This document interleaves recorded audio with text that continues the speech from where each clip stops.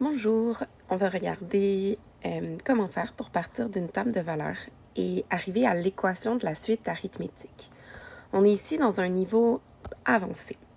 Alors pourquoi c'est un niveau avancé? Mais parce que ma table de valeurs a des rangs, a des x qui ne sont pas consécutifs. Ce qui veut dire ici, j'ai la valeur du troisième terme qui est 41, j'ai la valeur du huitième terme qui est 26, la valeur du dixième terme qui est 20. Mais j'ai pas le troisième suivi du quatrième, disons, ou le huitième suivi du neuvième. J'ai pas ça, donc ma régularité va être un peu cachée dans ma table de valeurs. Ce que je commence à faire, en tout premier lieu, c'est toujours de regarder les bons des rangs, les bons des x, ainsi que les bons des termes, les bons des y.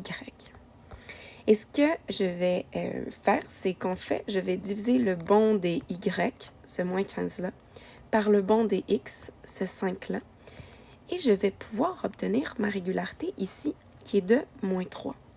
Moins 15 divisé par 5, moins 3. C'est moins 3 que je ferais pour passer d'un terme à son consécutif. OK.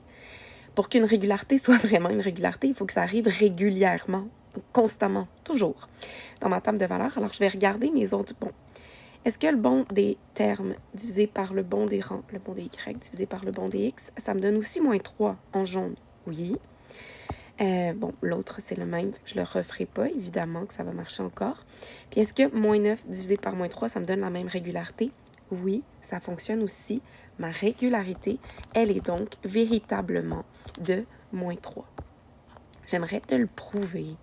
Ça, c'est pas à faire, mais c'est à vraiment comprendre. J'aimerais te le prouver ici, dans cette table de valeurs. Alors, qu'est-ce qui se passe? Qu'est-ce que j'ai fait?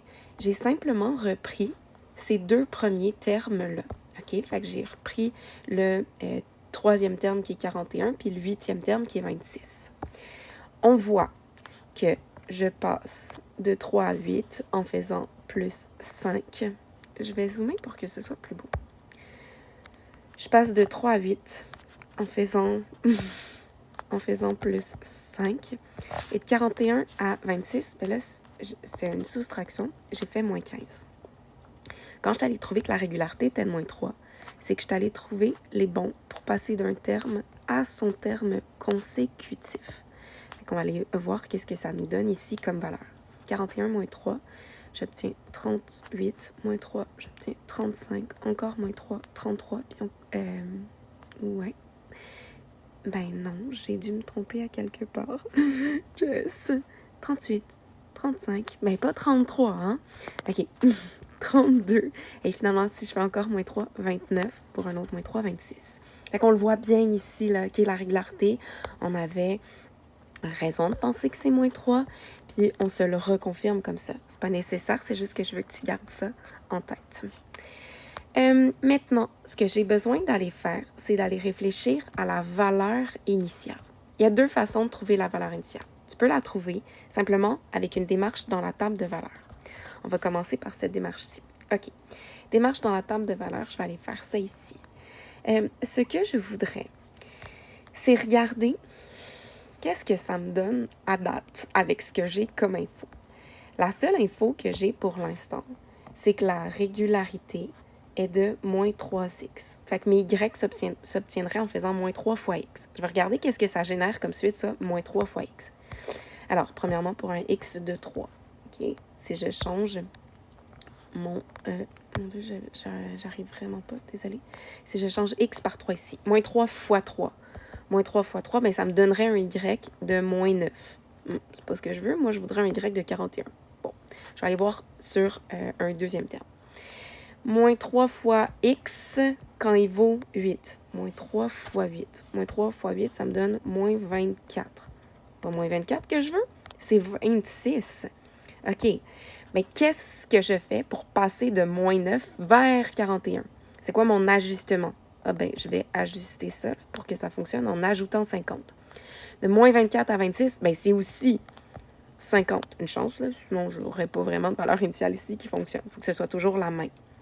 Donc ici, je vois que je dois ajouter 50. Donc, ma valeur initiale est de 50. Puis cette démarche-là est suffisante pour moi si tu veux la faire comme ça, si tu veux opter pour cette option-là. C'est la démarche seulement dans la table de valeurs.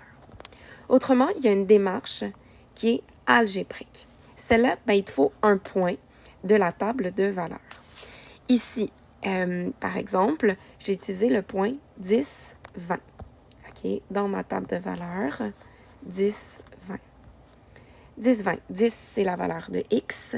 20, c'est la valeur de Y. Alors, ce que je fais, c'est que je pars de la forme de base.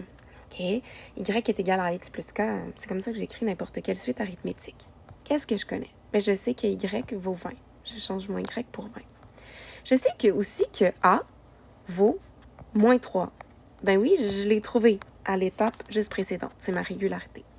Fait que A vaut moins 3, mon Y vaut 20 grâce à mon point que j'ai sélectionné, puis mon X vaut 10. Je veux juste revenir sur quelque chose. Là. Ton point 10, 20, tu l'as choisi ici dans ta table de valeurs, mais tu aurais très bien pu aussi, toi, choisir le point 12, 14 ou 5, 15, 5, ou peu importe. Tu avais plein de choix de points dans cette table de valeurs-là. J'en ai pris un comme ça. Et donc, tu arrives à une équation. Ici, ce qu'on a, c'est 20 égale à moins 30 plus K. Je me suis débarrassée de mon intrus, moins 30 en faisant plus 30 de chaque côté. Puis j'ai mon K de 50. Le même K que tantôt, évidemment, mais juste avec une autre stratégie. La stratégie algébrique ou la stratégie un peu de calcul là, dans ta table de valeurs. Suite à ça, ben, si j'ai ma régularité et ma valeur initiale, je peux écrire mon équation avec les bonnes variables. Ici, X et Y. Donc, Y est égal à moins 3X plus 50. Je fais ma vérification. Ma vérification, quand je la fais, bien, je la fais avec un point que je n'ai pas déjà utilisé. Donc, ici, on avait utilisé le point 20, 10. J'en réutilise un autre. J'ai décidé d'utiliser le point 15, 5 ici. J'ai vérifié, ça me donnait une égalité qui était vraie, 5 égale 5, merveilleux. Et maintenant, ce que je veux faire, bien, c'est répondre à la question.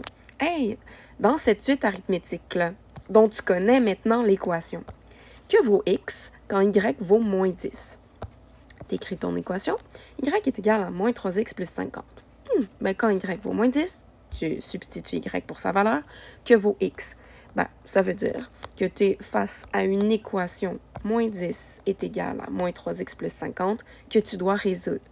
Moins 50 de chaque bord, divisé par moins 3 de chaque côté. Ah, ben X vaut 20. Ce qui voudrait dire ici que le 20e terme de la suite est moins 10. Parce que c'était une suite qui devenait de plus en plus petite, avec des termes qui devenaient de plus en plus petites. Je vais me permettre une dernière chose. On va faire un croquis rapide de cette situation. Alors, ma valeur initiale, c'est 50. Mon 0e terme, c'est 50. Puis, je fais des bonds de moins 3, moins 3, moins 3, moins 3. Mon premier terme va être 47 ici. Ici, j'ai le point 1, 47. C'est supposé être une virgule, ça? 1, 47. J'ai quelque chose qui décroît parce que je fais moins 3, moins 3, moins 3 constamment. Alors voilà ce qu'il en était pour un niveau avancé.